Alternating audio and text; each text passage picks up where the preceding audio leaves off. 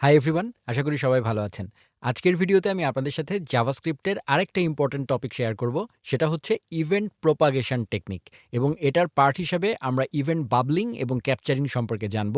এর আগে আমি একটি ভিডিও দিয়েছিলাম, সেটা ছিল ইভেন্ট ডেলিগেশন নিয়ে। সেটাও ইভেন্ট প্রোপাগেশনেরই একটা পার্ট, কিন্তু সেটার জন্য একটা আলাদা করে ভিডিও দিয়েছিলাম, সেই ভিডিও লিঙ্ক ভিডিও ডেসক্রিপশনে থাকবে।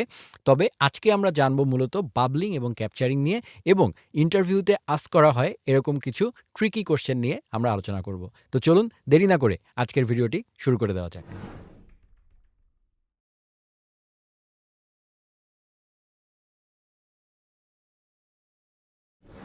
শুরু করছি একটা সিম্পল এক্সাম্পল দিয়ে। প্রথমেই আমরা জানব ইভেন্ট প্রোপাগেশন জিনিসটা কি।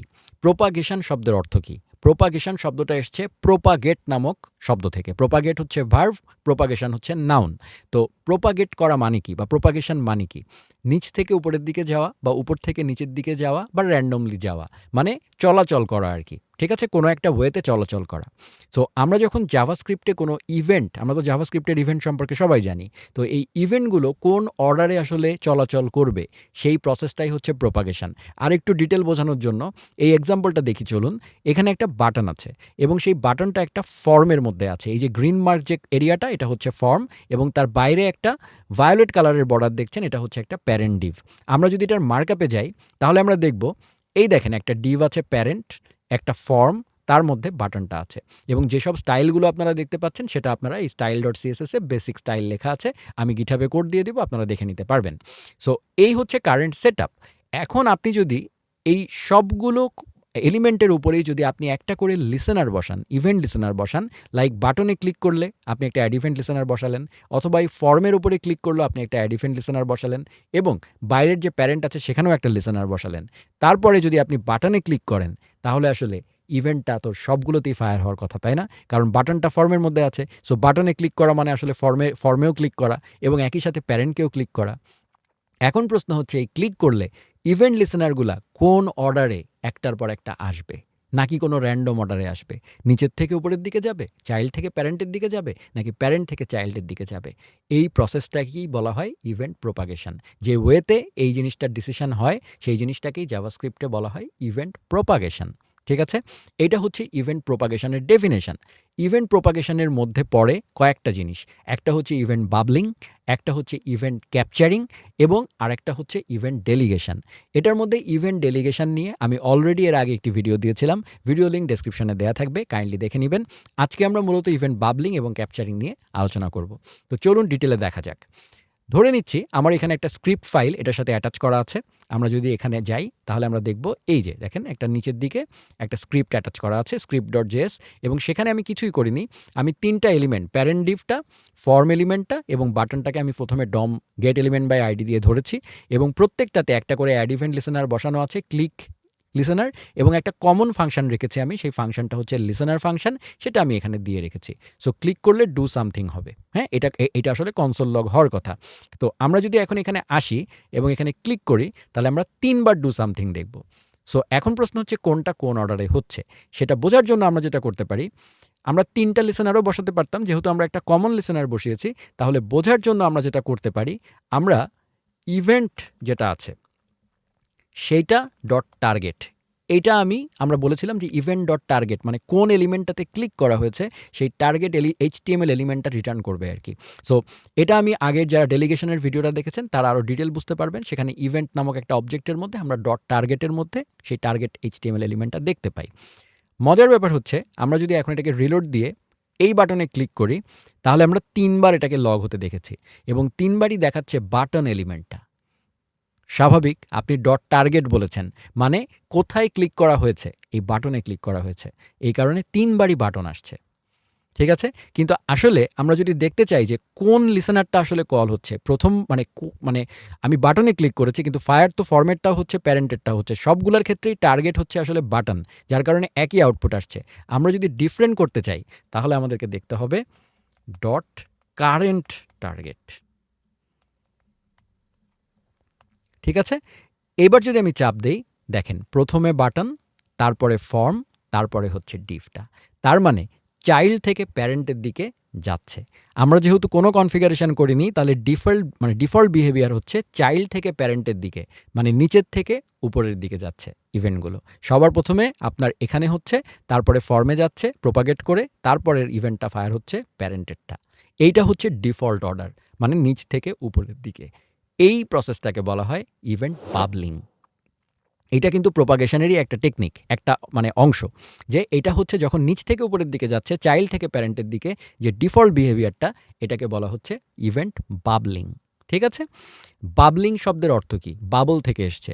বাবল কিভাবে তৈরি হয়? আপনি যখন একটা সাবানে বুদবুদ নিয়ে আপনি যখন মানে সাবানের যে বুদবুদ তৈরি করি আমরা, সেটা যখন আমরা ফু দেই, কী হয়? বাবলটা এরকম করে তৈরি হয়। আমার হাতের দিকে তাকান, এরকম করে তৈরি হয়, মানে নিচ থেকে উপরের দিকে যায়, তাই না? এই জন্য এটাকে বলা হয় বাবলিং। ওকে, সো আমরা একই সাথে এটাও বুঝে ফেললাম যে ইভেন্ট ডট টার্গেট এবং ইভেন্ট ডট কারেন্ট টার্গেটটা কিন্তু এক নয়। ঠিক আছে? সো আমরা আরেকটা জিনিস এখানে জব ইন্টারভিউতে প্রশ্ন করা হয় যে ইভেন্ট ডট কারেন্ট টার্গেট, এইটা ধরেন আপনি দিলেন না, আপনি যদি এখানে দিস প্রিন্ট করেন, হ্যাঁ, তাহলে আমরা একটু দেখি কি হয়। এই দেখেন, দিসও কিন্তু এই এলিমেন্টটা। সো এই ফাংশনের মধ্যে দিস হচ্ছে আসলে ওই টার্গেটটাকেই বলা হচ্ছে, মানে কারেন্ট টার্গেট এবং দিস কিন্তু আসলে একই। সো এই দিসটা, তার মানে আপনি যদি ধরেন ফর এক্সাম্পল আপনাকে বলা হলো যে যেই মানে প্রত্যেকটার কারেন্ট টার্গেট যেটা আছে, কারেন্ট কেন বলা হচ্ছে, মানে বর্তমান, মানে হচ্ছে প্রথমে এটা হচ্ছে মেইন টার্গেট। সো তিন ক্ষেত্রেই টার্গেট একই, কিন্তু কারেন্ট টার্গেট মানে কি? বাবলিং ফেজের মধ্যে কারেন্ট টার্গেট, প্রোপাগেশন হওয়ার সময় প্রথমে সে এখানে ছিল, সেই সময় তার কারেন্ট টার্গেট বাটন, এরপরে সে এখানে চলে গিয়েছে প্রোপাগেট করে ফর্মের মধ্যে, এই সময় তার কারেন্ট টার্গেট হচ্ছে ফর্মটা, এই জন্য পরের বারে হবে ফর্ম। তারপরের বারে সে প্যারেন্টে চলে গেছে প্রোপাগেট করে, তখন তার কারেন্ট টার্গেট হচ্ছে প্যারেন্টটা। হ্যাঁ, এবং এই জিনিসটাই হচ্ছে আসলে দিস হিসাবে থাকে এখানে। সো এটা নিয়েও প্রশ্ন করা হয়। সো আপনাকে যদি বলা হয়, আপনি যদি জানতে চান যে এই কারেন্ট টার্গেটের মানে এই যেহেতু এটা এলিমেন্ট, তাহলে এলিমেন্ট ডট ক্লাস নেম দিয়ে আপনি সেটার ক্লাস বের করতে পারবেন। এলিমেন্ট ডট ট্যাগ নেম দিয়ে, যেমন ফর এক্সাম্পল আপনি যদি দিস ডট ট্যাগ নেম দেন, হ্যাঁ, তাহলে আপনি এখানে চাপ দিলেন, এই দেখেন button, form, div. So tag নেমগুলো, মানে এই যে ট্যাগের যে নামগুলো আমাদের মার্কআপে, এই যে ট্যাগ নেমগুলো, সেই ট্যাগ নেমগুলো কিন্তু আসছে। ওকে, সো যা খুশি আপনি করতে পারেন, এবং এই দিস ডট ট্যাগ নেমও যে কথা, event dot current target dot tag name দেওয়াও একই কথা। সো এই জিনিসটা কিন্তু জব ইন্টারভিউতে প্রশ্ন করা হয়। কারেন্ট টার্গেট, টার্গেট, দিস, এগুলো এখন আপনি কিন্তু বুঝে গেছেন, এবং আমরা একই সাথে বাবলিং টেকনিকটাও বুঝে গেছি। ওকে, ফাইন। এখন আমরা যেটা জানতে চাই সেটা হচ্ছে যদি এটার উল্টাটা করতে হয়, মানে হচ্ছে আমার নিচ থেকে উপর তো ডিফল্ট বিহেভিয়ার, ঠিক আছে, কিন্তু আমার যদি এখন এটাকে উল্টা করতে হয়, তাহলে আমি কি করব? আমি চাচ্ছি উপর থেকে নিচের দিকে ইভেন্টটা প্রোপাগেট করুক। তাহলে সিম্পল ব্যাপার হচ্ছে, আমাদেরকে জাস্ট এই যে লিসেনারটা আছে না, এই যে লিসেনারটা আছে, এই প্রত্যেকটা ইয়েতে আমাদেরকে তৃতীয় একটা জিনিস আমাদেরকে দিতে হবে। আমি তিনটাকে একসাথে সিলেক্ট করে ফেললাম। প্রতিটা জায়গায় আমরা এখানে বলবো ক্যাপচার, দেখেন সাজেস্ট করলো থার্ড একটা প্যারামিটার, অ্যাড ইভেন্ট লিসেনারের তৃতীয় প্যারামিটার নিয়ে আপনারা মনে হয় না কেউ কখনো কাজ করেছেন। এই তৃতীয় প্যারামিটারে আমরা অপশন দিতে পারি ইভেন্টটা প্রোপাগেট করবে কিভাবে। আমরা এখানে বলে দিব ক্যাপচার ট্রু, বাই ডিফল্ট ক্যাপচারটা ফলস থাকে। ঠিক আছে? সো এখন যদি আমরা এখানে দেখি, আমি বাটনে চাপ দেই, দেখেন প্রথমে ডিভ, মানে প্রথমে এই প্যারেন্ট ডিভটা, তারপরে ফর্ম, তারপরে বাটন। ঠিক আছে? সো জিনিসটা উল্টে গেল। এইটাকে বলা হয় ক্যাপচারিং, ইভেন্ট ক্যাপচারিং বা ট্রিকলিং। আমি জিনিসটাকে এখানে একটু আপনাদেরকে লিখে দেখাই। এটাকে বলা হয় ইভেন্ট ক্যাপচারিং অর ট্রিকলিং, এটাও বলা হতে পারে আপনাদেরকে। সো এই প্রসেসটাকে বলা হয় event capturing or trickling, just বাবলিংয়ের উল্টা। ওকে, সো তাহলে আমরা দুইটা ওয়েতে প্রোপাগেট দেখলাম, একটা হচ্ছে বাবলিং যেটা ডিফল্ট, আর একটা হচ্ছে ক্যাপচারিং অর ট্রিকলিং। ঠিক আছে, আরেকটা টেকনিক হচ্ছে ইভেন্ট ডেলিগেশন, যেটা নিয়ে আমি এর আগে ভিডিও দিয়েছিলাম, সো সেটার ডেসক্রিপশনে যাচ্ছি না। এখন আমি আপনাদেরকে ফাইনালি আরেকটা জব ইন্টারভিউর জন্য একটা মজার জিনিস বলতে চাই। সেটা হচ্ছে, যদি আপনাকে আপনার র্যান্ডম অর্ডারও কিন্তু হতে পারে, আপনি যদি এরকমই আপনার রিকোয়ারমেন্ট হয়, ধরেন ফর এক্সাম্পল আমি এই জিনিসগুলোকে আমি সবগুলোকে মুছে দিলাম।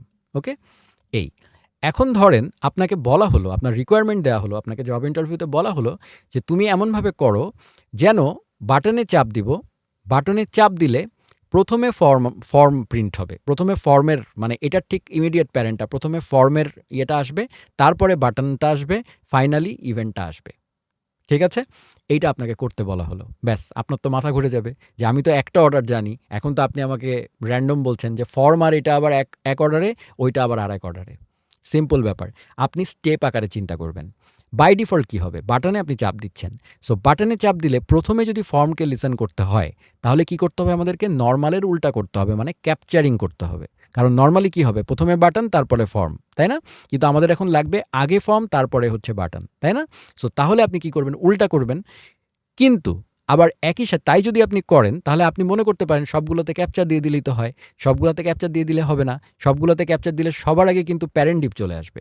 কিন্তু আপনাকে সবার আগে ফর্ম দিতে হবে, তারপরে বাটন, তারপরে হচ্ছে ক্যাপচারিং, তারপরে হচ্ছে এই প্যারেন্ট ডিভটা। তাহলে আপনাকে কি করতে হবে? এই অংশটুকুকে আপনার শুধু ক্যাপচারিং মেথডে, এই প্যারেন্ট এবং এটার মধ্যে ক্যাপচারিং মেথডে আসতে হবে, এবং বাইরেরটা কিন্তু নর্মাল বাবলিং টেকনিকেই থাকতে হবে। সো তার মানে আপনি তখন কি করবেন? খেয়াল করে দেখেন। আমি যদি শুধু এখন আমার যে ফর্মটা আছে, কি হবে? প্রথমে তো বাই ডিফল্ট কি এখানে বাটন তারপরে ফর্ম। সো আমি যদি এইটুকুর মধ্যে জাস্ট ফর্মের মধ্যে ক্যাপচার ট্রু দিয়ে দেই, হ্যাঁ, এখানে যদি আমি ক্যাপচার ট্রু দিয়ে দেই, তাহলেই কিন্তু কাজ শেষ। কেন বলেন তো?